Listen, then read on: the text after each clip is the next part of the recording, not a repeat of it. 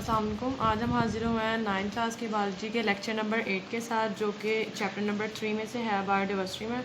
Topic है history of classification.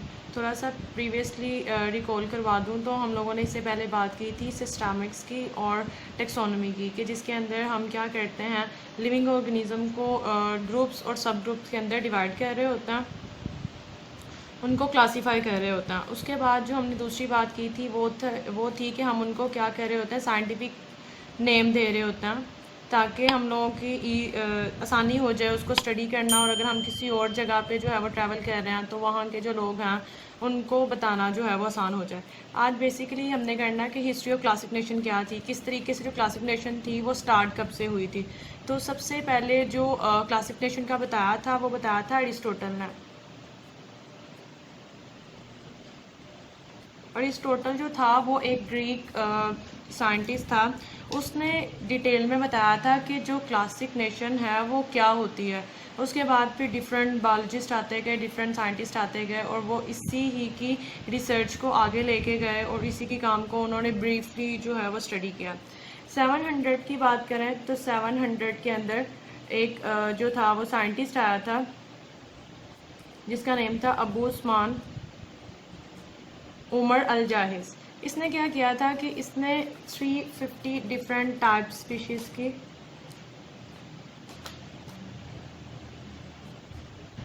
Different species को जो था वो उसको स्टडी किया था कि किस तरीके से जो स्पीशी है वो अर्थ के ऊपर पाई जा रही है, या उन स्पीशीज़ की आपस में क्या सिमिलैरिटीज़ हैं और उनमें क्या डिफरेंसेस हैं। किस तरीके से एक स्पीशी जो है वो कोरिलेट कर रही होती है किसी दूसरी स्पीशी से, या किस तरीके से उनमें अगर डिफरेंसेस हैं तो वो किस किस बेस पे जो है वो एक दूसरे से डिफरेंट हो सकते हैं। फिर नेक्स्ट काफ़ी साइंटिस्ट आते गए और उन्होंने अपनी बात को प्रूव किया।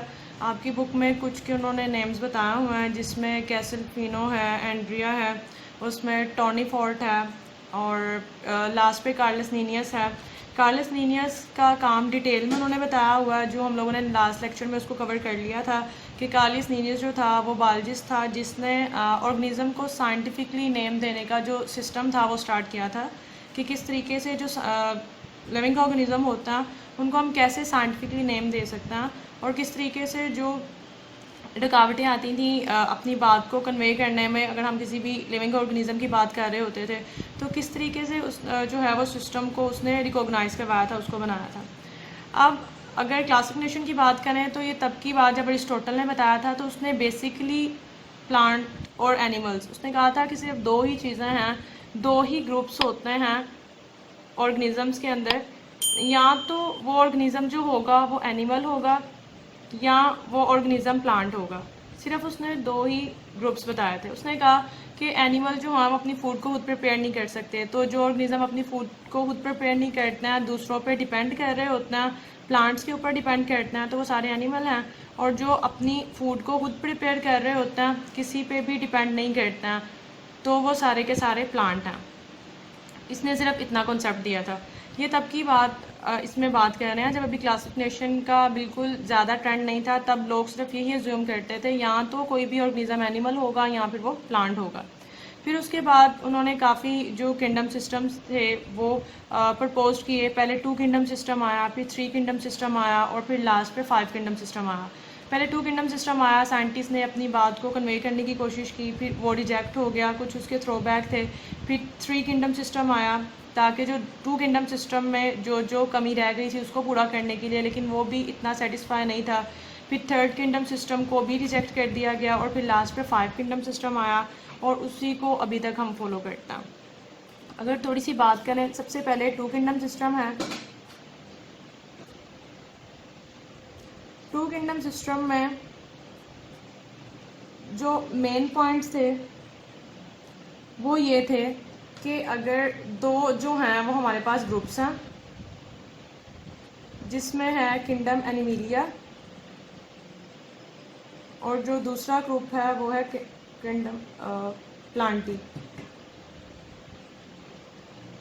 इसमें फिर उन्होंने बेसिकली 2 टर्म्स को यूज़ किया, 2 टर्मिनोलॉजीज़ को यूज़ किया। एक था ऑटोट्रोफ और एक थी हेट्रोट्रोफ। अब ऑटोट्रॉफ्स क्या होते हैं? ऑटोट्रॉफ्स वो होते हैं जो अपनी फूड को खुद प्रिपेयर करते हैं with the help of sunlight.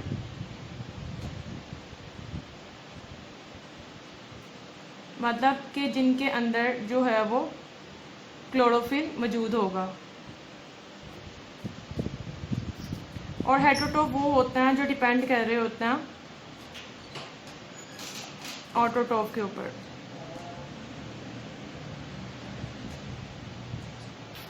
अब जिनके अंदर क्लोरोफिल मौजूद है वो तमाम के तमाम जो हैं वो प्लांट्स हैं जिनमें सेल वॉल भी मौजूद होती है और क्लोरोफिल भी मौजूद होता है जो अपनी फूड को प्रिपेयर कर रहे होते हैं।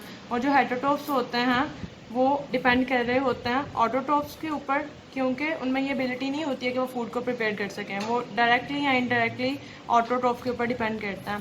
तो हेटरोट्रॉफ में जो एग्जांपल्स आ जाती हैं उनमें एनिमल्स और ह्यूमन बींग्स।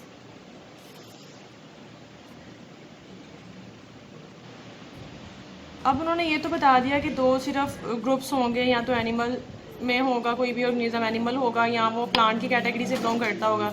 लेकिन इसमें एक ये इशू आया, इसको इसलिए रिजेक्ट करना पड़ा। इसका ये थ्रोबैक था कि इसके अंदर जो यूग्लिना था, यूग्लिना जो कि एक यूनिसेलुलर ऑर्गेनिज्म है, एक सेल पे मुश्तमिल होता है और लाइफ की जितनी भी एक्टिविटीज़ होती हैं वो एक ही सेल के ऊपर हो रही होती हैं।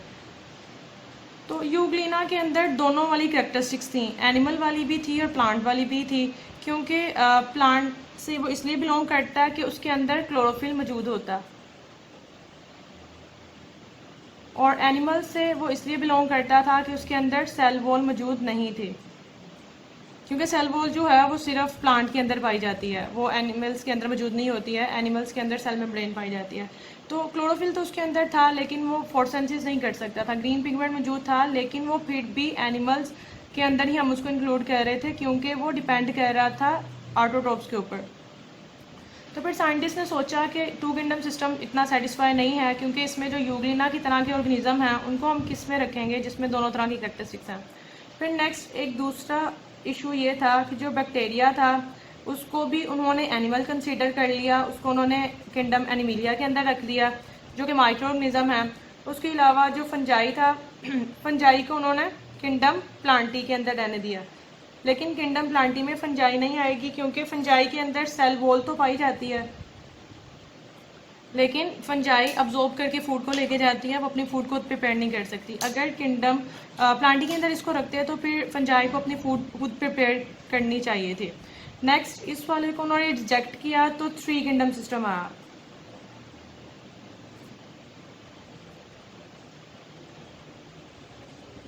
थ्री किंगडम सिस्टम को 1866 में अनस्ट्रैकल ने टू किंगडम सिस्टम को रिजेक्ट किया और न्यू जो थर्ड किंगडम सिस्टम था उसको प्रपोज किया। उसने कहा कि हमें थर्ड किंगडम सिस्टम बनाने की ज़रूरत होगी जिसके अंदर यूग्लिना की तरह के हम कोई भी ऑर्गेनिज्म रखेंगे जिनके अंदर प्लांटी और एनिमिलिया दोनों तरह की कैरेक्टरिस्टिक्स होंगी। तो उसके लिए उसने जो तीसरा किंगडम बनाया वो प्रोटिस्टा था। अब प्रोटिस्टा के अंदर उन्होंने ऐसे एनिमल्स रख दिए जिनमें दोनों तरह की कैरेक्टरिस्टिक्स होती हैं, एनिमिलिया की भी और प्लांटी की भी। लेकिन अभी तक जो था फंजाई को फिर भी उन्होंने किंगडम प्लांटी के अंदर ही रखा हुआ था। यूग्लिना का मसला सॉल्व हो गया था लेकिन फंजाई को अभी भी किंगडम प्लांटी में रखा था। फंजाई की जो सेल वॉल होती है वो काइटन की बनी होती है, लेकिन फंजाई अब्जॉर्प्टिव मोड ऑफ उसका न्यूट्रिशन होता है, वो अपनी फूड को अब्जॉर्ब करके अपनी बॉडी में लेके जाती है, डाइजेस्ट नहीं करती है, ना ही वो अपनी फूड को खुद प्रिपेयर कर रही होती है। इसलिए फिर थ्री किंगडम सिस्टम को भी उन्होंने रिजेक्ट कर दिया। उसके बाद उन्होंने प्रपोज किया 5 किंगडम सिस्टम। 5 किंगडम सिस्टम को जो था वो उन्होंने दिया, फर्स्ट टाइम जो था वो ई चैटन था। ई चैटन ने फर्स्ट टाइम जो टर्म यूज़ की थी वो प्रोकैरियोट्स और यूकैरियोट्स की थी। इससे पहले पूरे किंगडम सिस्टम में किसी ने भी ऑर्गेनिज्म को प्रोकैरियोट्स या यूकैरियोट्स की बेस पे डिवाइड नहीं किया था। 2 किंगडम सिस्टम या 3 किंगडम सिस्टम में कहीं पे भी उन्होंने ये नहीं बताया था कि ऑर्गेनिज्म कोई प्रोकैरियोटिक होगा कि यूकैरियोटिक होगा। तो थोड़ा सा इसको रिकॉल करवा रही हूँ। कोई भी ऑर्गेनिज्म जो प्रोकैरियोटिक होता है तो उसका मतलब होता है कि उसमें प्रोमिनेंट न्यूक्लियस मौजूद है। अगर कोई ऑर्गेनिज्म यूकैरियोटिक होता है तो इसका मतलब है उसके अंदर प्रोमिनेंट न्यूक्लियस मौजूद नहीं है। न्यूक्लियस मौजूद है लेकिन वो प्रोमिनेंट नहीं है, वो सारे का सारा जो न्यूक्लियस इन्वेलप होगा वो उसका सबमर्ज हुआ होगा उसके साइटोप्लाज्म के अंदर।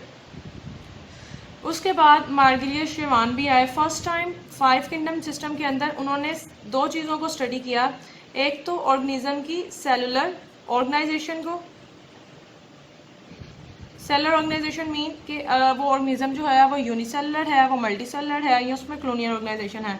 अगर वो सेल ऑर्गेनिज्म एक ही सेल पे कंसिस्ट कर रहा होगा तो वो यूनिसेलुलर होगा। अगर वो एक से ज़्यादा सेल्स पे कंसिस्ट करता है, अपनी लाइफ एक्टिविटी को ज़्यादा सेल्स के ऊपर लेके डिपेंड कर रहा होगा तो वो मल्टीसेलुलर है। और अगर वो एक ही तरह के यूनिसेलुलर ऑर्गेनिज्म इकट्ठे हो रहे होंगे कॉलोनी की फॉर्म में तो उसको कॉलोनियल ऑर्गेनाइजेशन कहते हैं। दूसरी चीज़ जो उन्होंने स्टडी की थी वो था मोड ऑफ न्यूट्रिशन, कि जो ऑर्गेनिज़म है उनका खाने का क्या तरीका होता है, किस तरीके से वो फूड ले रहे होते हैं। तो अगर कोई ऑर्गेनिज़म जो है वो किंगडम प्लांटी से बिलोंग करता होगा तो उसका मोड ऑफ न्यूट्रिशन क्या होगा कि उसमें फोटोसिंथेसिस हो रही होगी और वो अपनी फूड को खुद प्रिपेयर कर रहा होगा, किसी पे डिपेंडेंट नहीं होगा। वो सॉइल से न्यूट्रेंट्स लेगा, वाटर लेगा और खुद ही ग्रो अप हो जाएगा। अगर एनिमल्स की बात करें तो एनिमल्स डिपेंडेंट होते हैं और वो डाइजेशन करते हैं, ठीक है, वो इंजेक्शन कर रहे होते हैं फूड को, अपनी मर्ज़ी से वो लेते हैं, खाते हैं, और डिफरेंट कैविटीज़ होती हैं जो उसको डाइजेस्ट कर रही होती हैं। उसके अंदर जितना भी सिलेक्टिव मटेरियल होता है उसको अब्जॉर्ब कर रही होती हैं, जितने भी बॉडी ऑर्गन्स या जो ब्लड होता है उसको चाहिए होता है। उसके अलावा थर्ड जो था मोड ऑफ न्यूट्रिशन में वो ऑब्जॉर्प्टिव था, जिसके अंदर जो है वो फंजाई आ जाती है जो अपनी फूड को अपनी बॉडी के थ्रू अब्जॉर्ब करके लेके जा रही होती है। तो जो फिर 5 किंगडम थे, 5 किंगडम सिस्टम को अभी तक हम यूज़ कर रहे होते हैं, जिसमें हमारे पास जो है वो किंगडम एनिमिलिया आता है, किंगडम मोन्ड्रा है, किंगडम प्लांटी है, किंगडम फंजाई है और किंगडम प्रोटिस्टा। ये था हमारा आज का टॉपिक। अभी भी हम 5 किंगडम सिस्टम को ही फॉलो कर रहे हैं इतने ईयर्स के बाद। उसके बाद मार्गिलियस शेल्डर और शेवान आया था और रॉबर्ट विटेकर आया था। उसने 5 किंगडम सिस्टम को जो था वो थोड़ा सा और एक्सप्लेन कर दिया था। उसका कॉन्सेप्ट वही था जो पहले दिया हुआ था, बस उसको एक्सप्लेन कर दिया था। ये था हमारा आज का टॉपिक। आई होप आपको समझ आ गई होगी। वीडियो को लाइक करें, सब्सक्राइब करें और बेल आइकन पे क्लिक करें।